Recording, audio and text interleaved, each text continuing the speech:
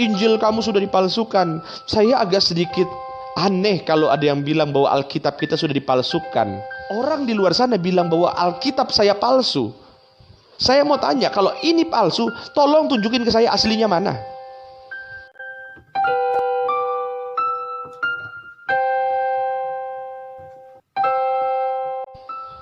Shalom saudaraku yang terkasih dalam Tuhan. Kembali dalam program katekisasi online. Doa saya setiap saudara yang hadir hari ini, malam hari ini, sehat sempurna bersama dengan keluarga, diberkati Tuhan. Nah, tema kita hari ini yaitu tentang Alkitab dan cara penulisannya. Saudaraku yang terkasih dalam Tuhan, bahwa yang namanya Alkitab kita ini memang unik. Kenapa saya bilang Alkitab kita ini unik? Saudara, Alkitab ini kan terdiri dari 66 kitab. Mulai dari Perjanjian Lama 39 dan 27 kitab di Perjanjian Baru. Ya. Kemudian Alkitab kita itu terdiri dari 1189 pasal. Jadi sederhananya Bapak Ibu yang terkasih dalam Tuhan, saya mau tanya dulu di sini, siapa yang sudah pernah baca Alkitab Kejadian sampai Wahyu? Boleh kasih tanda like atau tunjukkan, ya, lambaikan tangannya. Jadi gini, cara paling sederhana ketika kita membaca Alkitab, kalau mau baca Alkitab itu selesai 1 tahun, setiap hari baca 3 pasal. Setiap hari bacanya 3 pasal. Ya saudara, baca 3 pasal, 3-4 pasal. Itu kalau saudara mulai baca saat ini, nanti tahun depan itu sudah selesai kalau Tuhan Yesus belum datang. Gitu kan? Nah, dan budaya membaca Alkitab ini saudara, itu memang sudah dibudayakan memang sejak orang-orang Yahudi. Orang Yahudi itu ketika dia sampai di usia 13 tahun, maka mereka itu akil baliknya mereka sudah menghafal 5 kitab Pentatuk, kitab Taurat, 5 kitab, dan kitab Mazmur. Jadi Kejadian, Keluaran, Bilangan, Imamat, Ulangan plus kitab Mazmur yang ada 150 pasal itu, anak-anak Yahudi sudah menghafalnya. Nah, kadang-kadang kita ini Bapak Ibu, yang kita hafal itu mentok-mentok Yohanes 3 ayat 16, yang kita hafal Kejadian 1 ayat 1. Lah anak-anak di Yahudi itu percaya, mereka bisa hafal itu Kejadian, Keluaran, Bilangan, Imamat, Ulangan, isinya, dan kitab Mazmur isinya itu sudah dihafal. Kenapa? Karena mereka punya budaya, kalau mereka membacakan Alkitab ayat-ayat suci, mereka membacanya dengan cara menyanyikan. Ya, makanya kalau orang Yahudi lagi baca Alkitab, dia baca Ulangan, ya varcha Adonai fish merecha, ya Adonai panav elecha vichunecha, ish Adonai panav elecha v'yashem lecha shalom. Itu cara baca orang Yahudi. Mereka bisa cepat menghafal, ya, istilahnya tilawat. Nah, membaca Alkitab dengan nada-nada itu budayanya orang Yahudi, budayanya orang Kristen. Ya, saudaraku yang terkasih dalam Tuhan, kenapa mereka percaya? Ya, kenapa orang Yahudi, bahkan orang-orang Kristen mula-mula percaya bahwa ayat Alkitab itu harus dibaca, bukan hanya dibaca, tapi juga harus dihafal. Karena sesuai dengan Wahyu pasal 1 ayat yang ketiga, dikatakan begini. Kalau dalam bahasa Yunaninya, Wahyu 1 ayat 3 dimulai dengan kata Yunani makarios. Di Wahyu 1 ayat 3 itu dimulai dengan kata Yunani makarios. Apa itu makarios? Makarios itu kalau diterjemahkan ke dalam bahasa Indonesia artinya diberkatilah. Wahyu 1 ayat 3. Cuma Lembaga Alkitab Indonesia menerjemahkan kata makarios itu dengan kata berbahagialah. Ya. Ya, boleh berbahagia, boleh diberkati, karena orang yang diberkati pasti berbahagia, gitu kan. Siapa yang diberkati, siapa yang berbahagia? Ia yang membacakan dan mereka yang mendengarkan kata-kata nubuat ini dan yang menuruti apa yang ada tertulis di dalamnya, sebab waktunya sudah dekat. Jadi saudara, bagaimana cara terbaik mempersiapkan kita menyambut kedatangan Tuhan adalah baca Alkitab. Nah, Kita kembali lagi bahwa Alkitab kita ini unik, sangat unik. Saudara tahu bahwa di antara 31.102 ayat dalam Alkitab kita, hanya 17 ayat yang Tuhan tulis secara langsung. Itu Keluaran pasal 20 ayatnya yang pertama sampai dengan ayat yang ke-17. Yang isinya adalah 10 hukum Taurat. 10 hukum Taurat. Ya, saudaraku yang terkasih dalam Tuhan. Ya, itu Tuhan yang tulis langsung menggunakan jari-jari Allah di sebuah loh batu. Nah, pertanyaannya, loh batunya mana? Loh batunya juga sudah hancur. Saudara masih ingat waktu loh batu itu dihancurkan karena orang Israel menyembah sapi emas, dihancurkan, disuruh minum ke orang Israel. Sisanya tidak ada ayat yang Tuhan tulis secara langsung. Ya, mungkin berbeda dengan ajaran-ajaran agama yang lain, ayatnya langsung turun dari sorga. Kita enggak, saudara. Makanya kita harus ngerti cara pembuatan atau penulisan Alkitab. Tuhan ketika menyampaikan firman-Nya, wahyunya, Dia selalu menggunakan manusia. Saudara perhatikan baik-baik ini, biar kita nangkap. Tuhan menggunakan manusia. Nah, saudara yang terkasih dalam Tuhan, ketika Tuhan menyampaikan isi hatinya kepada manusia, tentu saja penulisannya harus menggunakan bahasa manusia. Sampai sini yang nangkep, katakan amin dulu. Oke ya.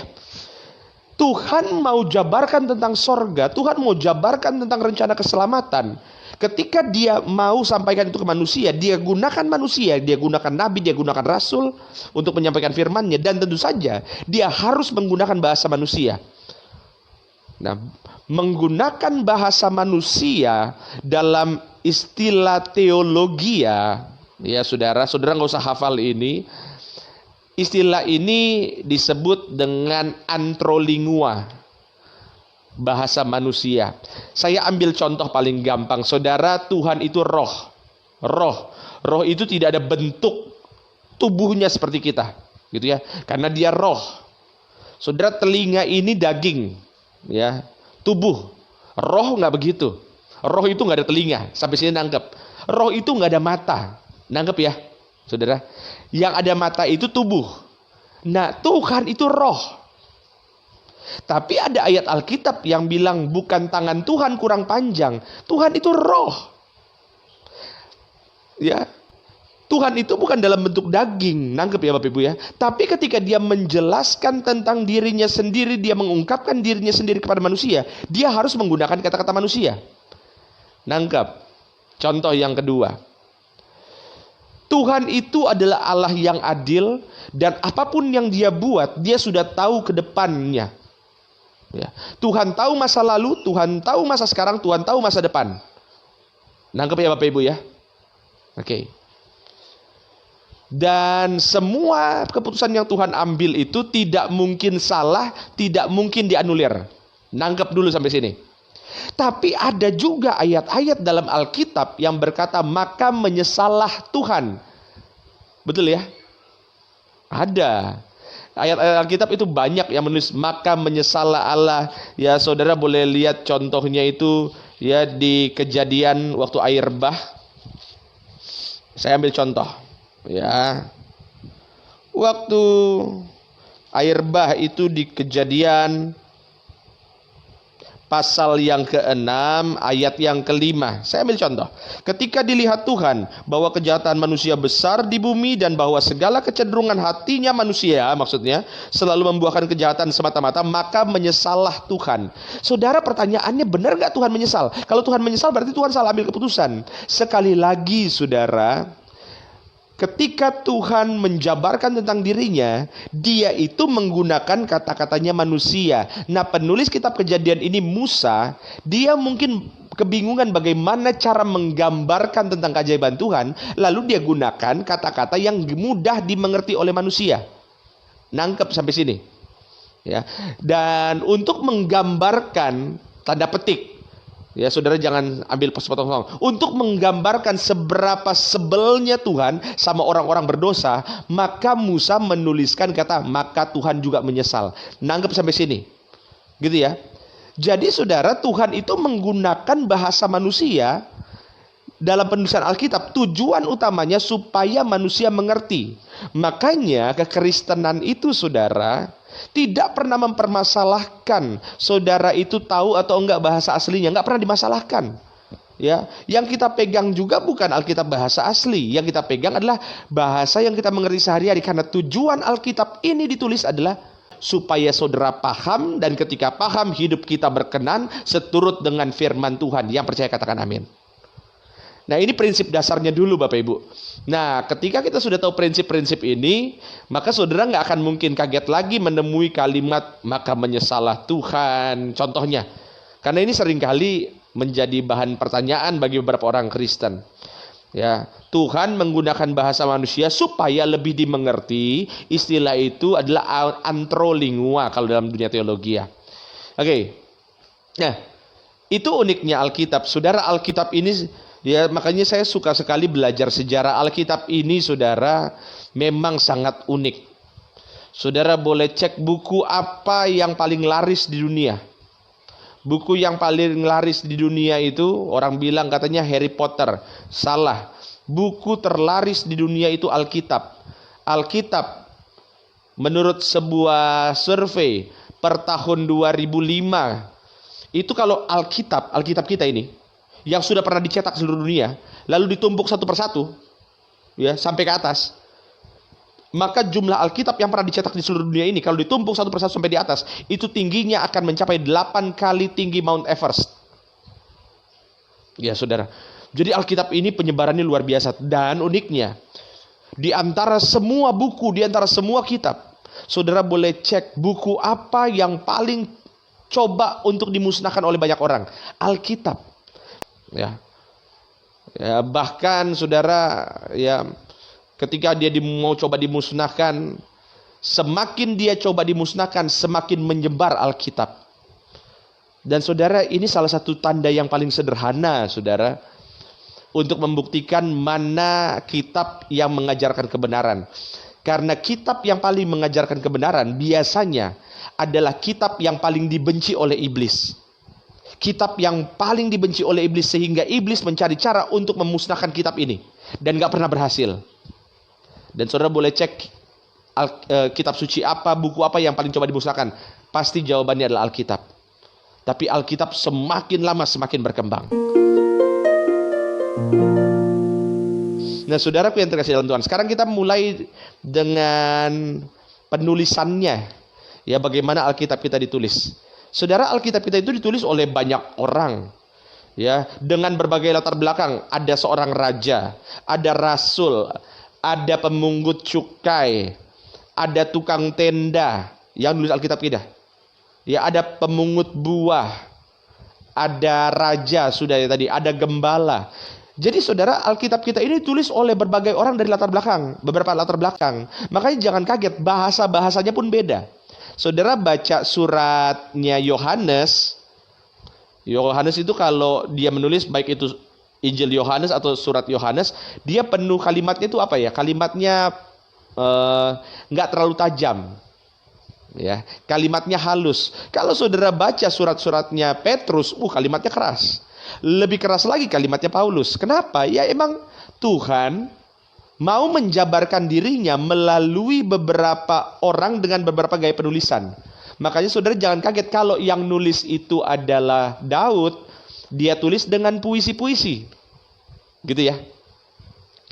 Nah, dengan beberapa latar belakang, saudara boleh cek Alkitab kita itu ditulis di 3 benua. Iya, Alkitab kita itu tulisnya 3 benua loh. Alkitab kita itu, kitab Kejadian, Keluaran, Bilangan, Imamat, itu ditulisnya di benua Afrika. Di mana? Mesir. Benua Afrika. Sebagian besar itu ditulisnya di benua Asia. Yerusalem, Yudea, kemudian, nah itu ditulisnya di benua Asia. Beberapa surat ditulis itu di benua Eropa. Baik itu di Yunani, itu kan benua Eropa. Alkitab kita itu ditulis di 3 benua. Alkitab kita itu ditulis dalam 3 bahasa. Perjanjian Lama itu ditulis dalam bahasa Ibrani. Ya, saudara. Ulang, Perjanjian Lama itu ditulis dalam bahasa Ibrani. Ya saudara, kalau baca bahasa Ibrani itu ya berbeda dengan bahasa Latin. Kayak kita kan huruf Latin, ABC itu huruf Latin. Bahasa Ibrani itu bacanya dari kanan ke kiri, gitu ya. Nah, sebagian kecil dalam perjanjian lama itu, ya beberapa ayat dalam kitab Daniel itu ditulis dalam bahasa Aram. Jadi perjanjian lama kita itu hampir seluruhnya ditulis dalam bahasa Ibrani. Beberapa ayat dalam kitab Daniel ditulis dalam bahasa Aram. Saudara, bahasa Aram itu dan bahasa Ibrani itu beda. Walaupun agak sedikit mirip tapi beda. Gitu ya. Eli Eli lama sabachthani itu bahasa Aram. Kemudian talita kum itu bahasa Aram. Efata itu bahasa Aram. Shalom bahasa Ibrani. Anggap ya, El Shaddai bahasa Ibrani.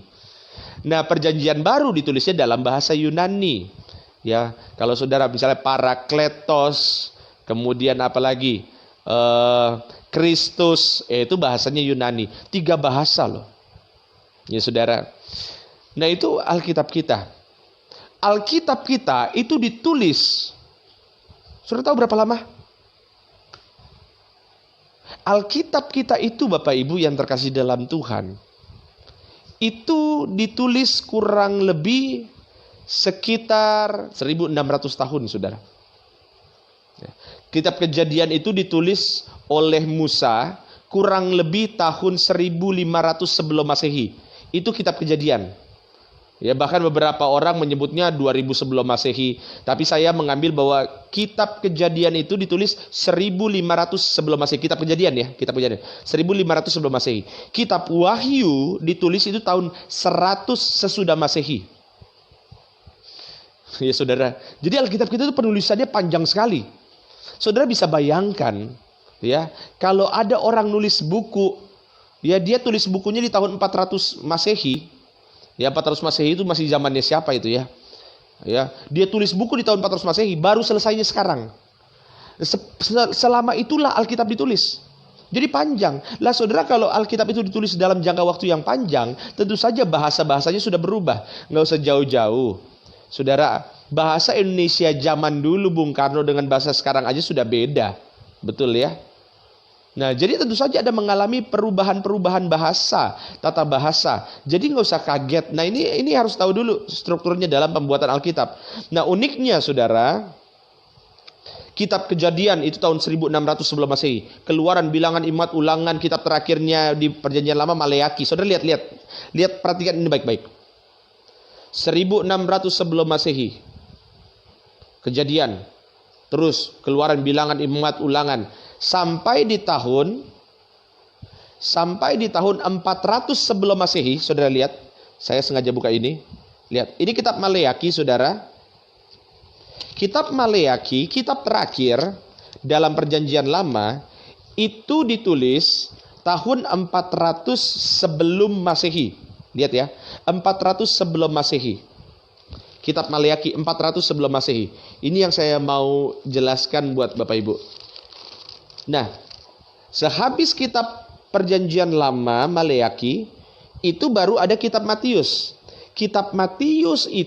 Injil Matius itu ditulis kurang lebih tahun 60 Masehi. Jadi jarak antara kitab Maleaki dengan Injil Matius itu kurang lebih 450 tahun. Nangkep ya? Jarak antara Perjanjian Lama, penulisan kitab Maleaki dengan Injil Matius itu jaraknya 450 tahun. Jadi ada waktu di mana Tuhan tidak mengirimkan nabinya untuk menyampaikan tentang dirinya. Ada waktu di mana Tuhan tidak menggunakan nabi untuk memberitakan tentang sorga. Ada waktu di mana selama 450 tahun antara Perjanjian Lama dengan mau masuk Perjanjian Baru, di mana Tuhan diam. Makanya kalau kata orang teolog, masa itu saudara, dari kitab Maleaki menuju kepada kitab Matius, itu kalau orang teologi menyebutnya dengan Dark Ages, masa-masa kegelapan, di mana Tuhan tidak berbicara sama sekali melalui firman-Nya, ya, penggunaan Alkitab. Dan itu terjadi. Saudara yang terkasih dalam Tuhan, itu terjadi. Makanya ketika 450-an tahun Tuhan tidak berbicara kepada umat pilihannya, umat Israel, tiba-tiba Tuhan berbicara, Dia kirim malaikatnya, sesungguhnya ada kesukaan besar, ya, kemuliaan bagi Allah di tempat yang maha tinggi, dan damai sejahtera di bumi di antara manusia yang berkenan kepadanya. Ya saudara, kabar sukacita. Nah ini Alkitab. Ya saudaraku yang terkasih dalam Tuhan. Sebentar. Nah, itu kalau kita berbicara mengenai Alkitab, keunikannya dalam Alkitab. Nah, saudaraku yang terkasih dalam Tuhan, tentu saja ya saya tidak bisa pungkiri ada beberapa ayat-ayat dalam Alkitab yang kesannya antara ayat satu dengan ayat yang lain seringkali bertuburkan. Ya, beberapa waktu yang lalu Ibu Deborah ada di sini, kirim pertanyaan ke saya, Pak Pendeta. Sebetulnya ini contoh paling sederhana Bapak Ibu. Sebetulnya itu Saul matinya dengan cara apa? Ya, karena kalau dalam 1 Samuel itu ya dibandingkan dengan raja-raja, ada yang bilang Samuel matinya bunuh diri, ada yang bilang Samuel matinya dibunuh oleh orang Filistin. Yang benar yang mana? Ya saudara, memang ada beberapa ayat yang kesannya kontradiktif, tapi sebetulnya bukan kontradiktif, cuma seringkali kita salah paham. Nah makanya nanti ke depannya saudara, saya sudah siapkan, jadi seminggu terakhir ini saya sudah siapkan konten materi untuk menjawab kontradiksi ayat-ayat Alkitab. Ya, mulai dari Samuel, ada banyak saudara kontradiksi antar ayat Alkitab loh ini. Contoh, ya saudara, ini paling sering saya kasih contoh begini. Coba saudara buka di Matius, perhatikan baik-baik itu ya. Di Matius pasalnya yang Di Matius pasalnya yang ke-28. Ya, saudara. Matius pasalnya yang ke-28, 27 ayat 37. Ini saya udah pernah bawakan, kalau saudara pernah ikut khotbah saya udah pernah sharing tentang ini sedikit saja. Ya, Matius 27 ayat 37, waktu Tuhan Yesus disalib itu kan di atasnya ada tulisan kan? Ya, yang sering kali kita sebut dengan tulisan INRI. Nah, pertanyaannya tulisannya itu kalau menurut Alkitab apa? Coba lihat di Matius itu tulisannya begini. Inilah Yesus, raja orang Yahudi. Bapak Ibu boleh minta bantuannya untuk tulis kalimatnya di situ. Ya. Matius 27 ayat 37. Inilah Yesus, raja orang Yahudi. Matius 27 ayat 37. Inilah Yesus, raja orang Yahudi. Karena saya mau bandingkan ini. Ya Bapak Ibu ya. Biar bisa dapat pembandingnya. Oke, Matius 27 ayat 37. Inilah apa tadi? Yesus, raja orang Yahudi. Nah, sekarang coba kita bandingkan sejenak saja di Markus. Di Markus pasalnya yang ke-15. Ya, saudara, Markus pasal yang ke-15.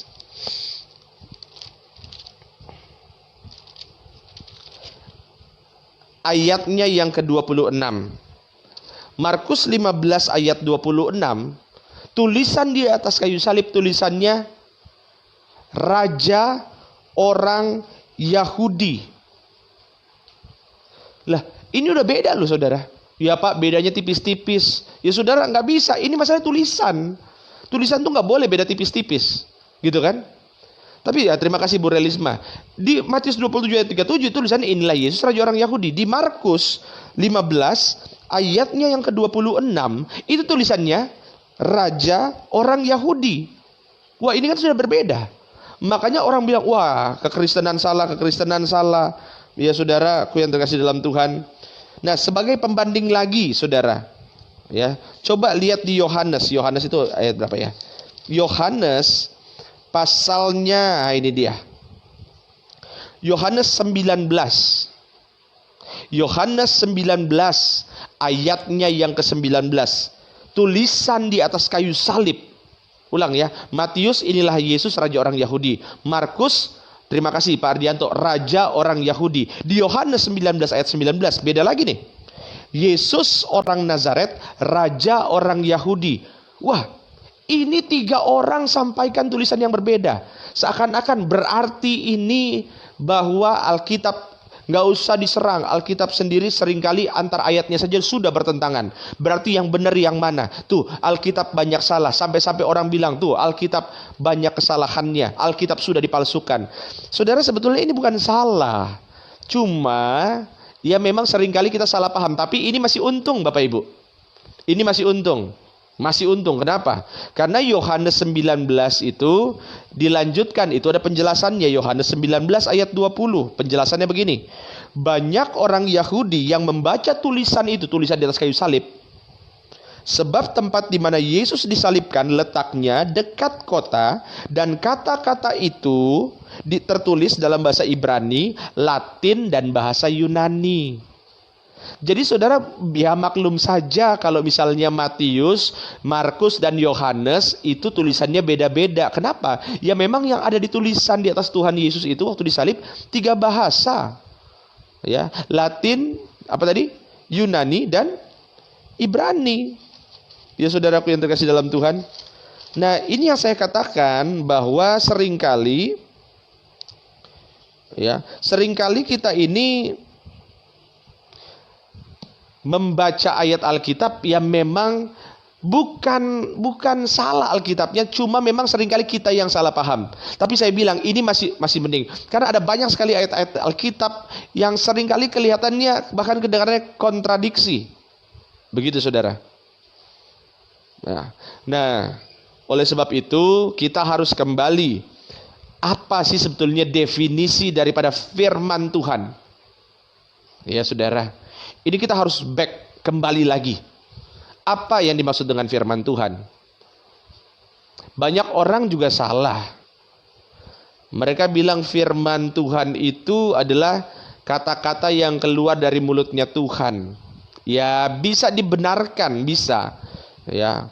Tapi begini loh. Kalau saudara punya pemahaman bahwa firman Tuhan itu adalah setiap kata-kata yang keluar dari mulutnya Tuhan, berarti saudara harus paham bahwa begini, berarti kalau bukan keluar dari mulut Tuhan, bukan firman Tuhan. Nah, ini pemahaman yang kurang tepat menurut saya. Ya. Contoh paling gampang, kalau orang bilang bahwa firman Tuhan itu definisi firman Tuhan adalah kata-kata yang keluar dari mulut Tuhan. Saya ambil contoh Matius pasalnya yang ke-4 saja, contoh Matius 4. Saudara pasti tahulah Matius pasal 4 ini ketika Tuhan Yesus sedang dicobai di padang gurun. Matius pasal 4 ayatnya yang kedua dulu. Dan setelah berpuasa 40 hari dan 40 malam, akhirnya laparlah Yesus. Ayat 3, Matius 4 ayat 3. Lalu datanglah si pencoba, ya pasti si iblis itu. Dan berkata kepada Yesus, jika engkau anak Allah, perintahkanlah supaya batu-batu ini menjadi roti. Ayat 3 saudara perhatikan. Saya bacakan ini lagi ya. Lalu datanglah si pencoba itu, iblis itu. Dan berkata kepada Yesus, yang ngomong ini iblis. Jika engkau anak Allah, perintahkanlah supaya batu-batu ini menjadi roti. Yang ngomong iblis. Saya mau tanya, ini firman Tuhan bukan? Ya saudara. Karena banyak orang bilang firman Tuhan itu adalah kata-kata yang keluar dari mulutnya Tuhan. Kata-katanya Tuhan. Lah ini Matius 4 ayat yang ketiga yang ngomong iblis loh. Saya mau tanya, itu firman Tuhan atau bukan? Lah kalau ini bukan firman Tuhan, ngapain ada di Alkitab? Berarti kalau misalnya ini bukan firman Tuhan, berarti Alkitab itu sebagian berisi firman Tuhan, sebagian lagi bukan. Nah ini pemahaman yang berbahaya saudara. Maka, ya saudara mulai udah mikir-mikir kan, oh iya benar juga ya. Nah ini kan kata-kata iblis nih. Betul kan? Yang ngomong setan, yang ngomong iblis. Apakah itu masuk dalam kategori firman Tuhan? Nah makanya untuk menjawab ini saudara, kita harus kembali lagi ke definisi daripada firman Tuhan. Firman Tuhan itu apa? Kita kembali saja ke Alkitab, biar Alkitab yang menjawab.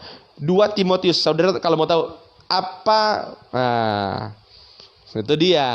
Ya ini baru ketemu jawabannya nih. Nah jadi begini, kita harus kembali ke definisi daripada firman Tuhan. Apa yang dimaksud dengan firman Tuhan? Alkitab yang akan memberikan keterangan apa itu firman Tuhan. Jadi kalau saudara tanya firman Tuhan itu apa, jawabannya itu di 2 Timotius 3. 2 Timotius 3 ayat yang ke-16. 2 Timotius 3 ayat 16 saya baca begini. Segala tulisan yang diilhamkan Allah memang bermanfaat untuk mengajar, untuk menyatakan kesalahan, untuk memperbaiki kelakuan, dan untuk mendidik orang dalam kebenaran. Jadi firman Allah itu adalah segala tulisan yang diilhamkan Tuhan. Memang Matius 4 ayat 3 yang ngomong setan, yang ngomong iblis. Tapi apakah itu firman Tuhan? Ya, jawabannya itu firman Tuhan. Kenapa? Karena waktu Matius menulis kisah itu, penulisan itu diilhamkan oleh Tuhan. Jadi penulisannya itu diilhamkan oleh Tuhan. Jadi firman Tuhan adalah segala tulisan dalam kitab suci ini yang diilhamkan oleh Tuhan. Sampai sini nangkep Bapak Ibu yang terkasih dalam Tuhan. Begitu ya. Jadi firman Tuhan itu adalah segala tulisan yang diilhamkan oleh Tuhan. Nah, dari sini kita udah mulai mengerti gambaran besarnya tentang apa yang dimaksud dengan firman Tuhan. Dan saudara, sekali lagi nanti ke depannya saya akan mulai membahas secara detail tentang ayat-ayat yang kesannya kontradiksi. Di kitab Raja-Raja tulisnya begini, di kitab ini tulisnya begini. Kenapa di Kisah Para Rasul yang datang ke tanah perjanjian itu 70 orang, sedangkan di kitab Kejadian 69 orang, yang mana yang benar? Nah, itu kan akan saya bahas nanti dalam serial-serial berikutnya. Tapi saya mau kita ini paham dulu dasarnya, begitu ya. Nah, jadi itulah Alkitab kita. Nah, pertanyaan yang paling sering diajukan ke saya, dan saya berulang kali juga sering berdialog dengan orang-orang di luar sana yang non-Kristen, dan mereka selalu berkata bahwa Alkitab kita itu sudah dipalsukan. Kan saya sering bilang sama mereka bahwa ingat, kamu percaya bahwa salah satu yang harus kamu percaya adalah kitab suci gitu kan, mulai dari Injil, Zabur, dan seterusnya, Taurat. Lalu mereka bilang, oh kita sih percaya, cuma yang jadi masalah kata Injil ini sudah dipalsukan. Nah saudara, begini, agak sedikit aneh bagi saya kalau ada orang yang bilang bahwa Alkitab kita ini sudah palsu. Nah ini satu lagi sebelum saya masuk menjawab itu ya, Bapak Ibu, saya dari dulu itu nggak setuju. Itu kan pelajaran PPKN gitu ya, zaman dulu ya, ada disebutkan kitab suci dari masing-masing agama. Ya, orang Hindu punya kitab Weda, orang Buddha punya kitab Tripitaka, orang Kristen kitab sucinya Injil. Saya bilang salah. Enak aja. Kitab suci orang Kristen itu Alkitab, bukan Injil saja. Ya, makanya saya bilang, ya kalau misalnya ada orang bilang, ya kitab suci kamu kan Injil, bukan, itu kitab suci kita Alkitab. Bukan hanya Injil ya, tapi Alkitab. Injil itu cuma 4 surat. Alkitab itu 66 kitab. Beda itu. Ya Bapak Ibu yang terkasih dalam Tuhan ya. Jadi kalau ditanya apa kitab suci orang Kristen, Alkitab. Bukan hanya Injil. Ingat, Injil cuma 4 kitab loh. Sedangkan Alkitab kita terdiri dari 66 kitab. Ini beda. Lalu seringkali mereka bilang, Injil kamu sudah dipalsukan. Saya agak sedikit aneh kalau ada yang bilang bahwa Alkitab kita sudah dipalsukan. Ya saudara, karena begini, Anda tidak bisa sebut handphone saya palsu, saya pakai sepatu palsu, kalau saudara sendiri belum pernah ngeliat yang asli kayak gimana. Nangkep saudara? Nggak mungkin itu. Saudara, orang di luar sana bilang bahwa Alkitab saya palsu. Saya mau tanya, kalau ini palsu, tolong tunjukin ke saya aslinya mana. Ya saudara, mereka bilang, ya enggak lah, yang asli sudah diangkat. Saya kadang-kadang dalam hati kesel juga, saya bilang, sekalian kamu aja yang diangkat. Tapi maksud saya gini loh, orang nggak boleh bilang Alkitab kita palsu, kalau mereka sendiri nggak tahu yang asli yang mana. Yang kedua begini, saudara, ketika mereka bilang palsu itu, yang dimaksud palsu apa? Ya, apakah yang dimaksud palsu itu bahwa tulisan pertama kali yang ditulis sama Musa, yang ditulis pertama kali sama Yohanes, sudah nggak ada lagi, makanya Alkitab kita disebut palsu? Saya bilang, Bapak Ibu, begini, tunjukkan satu kitab suci di dunia ini yang memang masih ditulis oleh penulisnya langsung. Kertasnya masih kertas yang digunakan oleh penulisnya langsung. Nggak ada, saudara. Mana ada? Ya, saudara kalau mau cari surat yang ditulis langsung oleh Yohanes, ya nggak ada sampai sekarang, ya nggak ada. Nggak mungkin ada. Kitab yang lain juga begitu, memang nggak ada. Karena Alkitab kita ini kan dulunya ditulis di kulit sapi, di perkamen, ya saudara, di tanah liat, ya perkamen kulit, ya saudara, kulit binatang. Ya kemudian ditulis, disebar-sebarkan, nangkep ya. Jadi saudara, tapi apakah Alkitab kita ini sama dengan yang pertama kali ditulis? Saya jamin iya. Lalu kalau mereka bilang bahwa Alkitab kita sudah palsu, kenapa? Karena ditulis dalam bahasa Indonesia. Lah Bapak Ibu yang terkasih dalam Tuhan, saudara, modal 120.000 datang ke toko Alkitab, itu ada kok Alkitab bahasa asli. Bahasa Yunani ada, bahasa Ibrani ada. Ya, saya ya tentu saja saya punya, ya sebagai seorang pendeta, ya makanya saya bilang seorang pendeta ya wajiblah punya kitab bahasa Yunani dan bahasa Ibrani, itu wajib.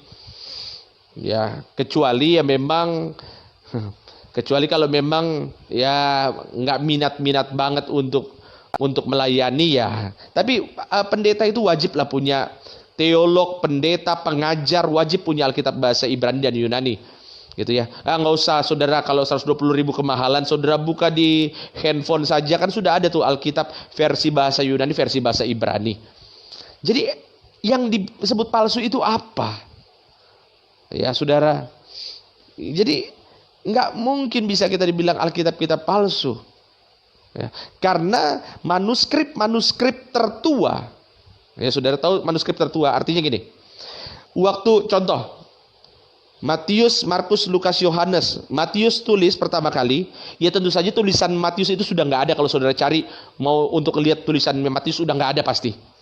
Tapi ini kan saudara ditulis ulang sama orang-orang yang lain, ditulis, ya di copy, fotokopi. Cuma zaman dulu belum fotokopi, caranya adalah ditulis tangan. Nah, tulisan-tulisan tangan ini kan menyebar kemana-mana, saudara. Dan tentu saja kita harus menarik kembali ke belakang.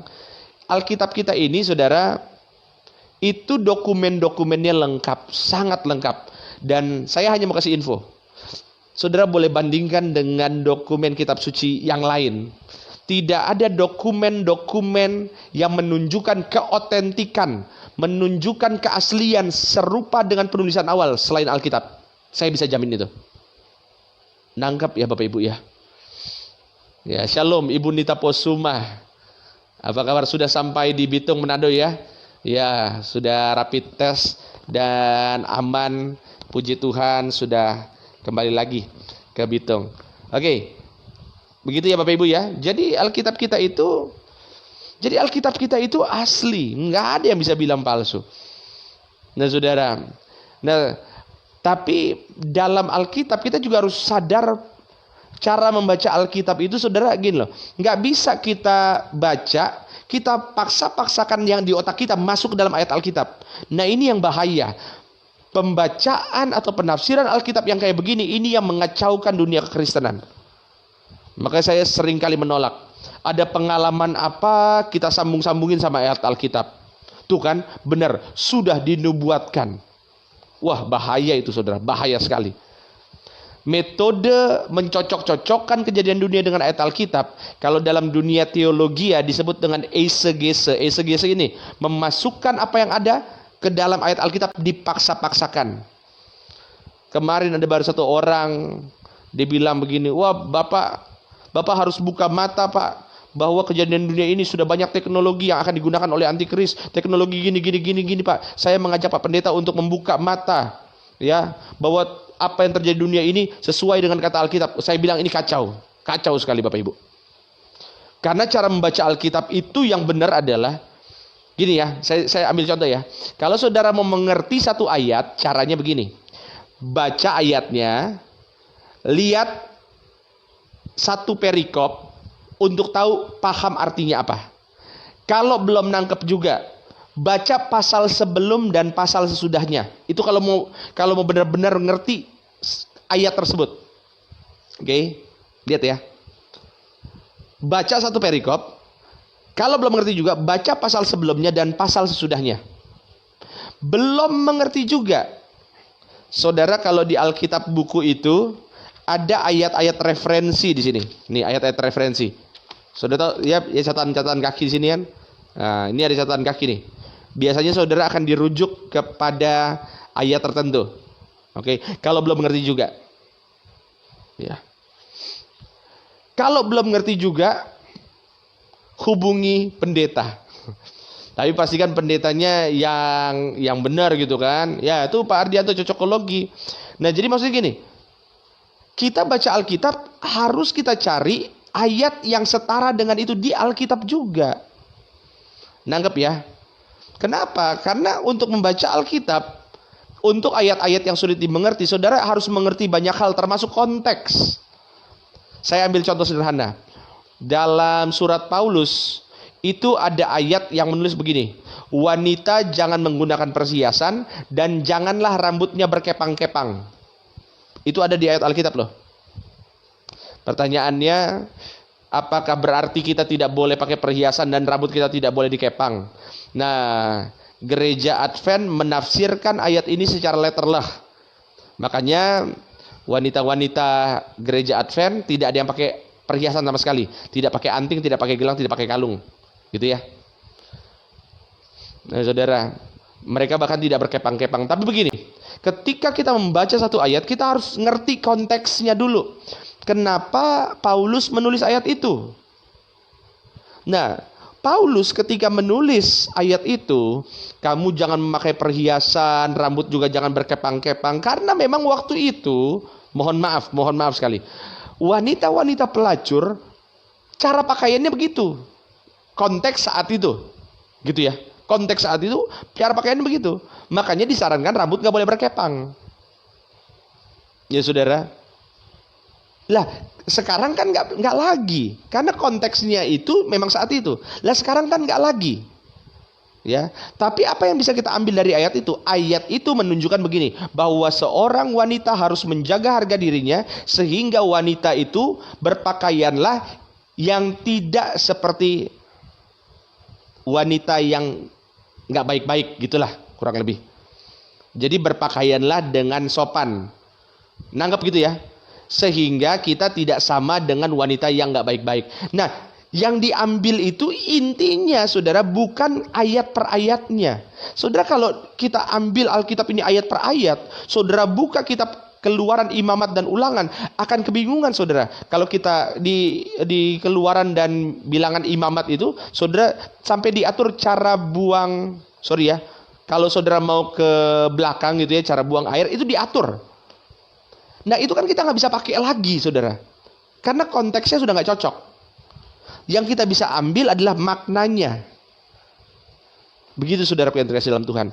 Nah, artinya apa? Kita nggak bisa menafsirkan ayat-ayat Alkitab itu kita ambil, lalu kita cocok-cocokkan dengan keadaan dunia. Makanya dari dulu saya nggak suka tuh.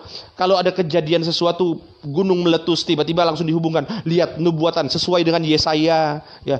Tiba-tiba ada kejadian di mana, lihat sesuai dengan nubuatan begini, langit jadi gelap, tiba-tiba ntar matahari jadi merah, lihat sesuai dengan kitab Wahyu.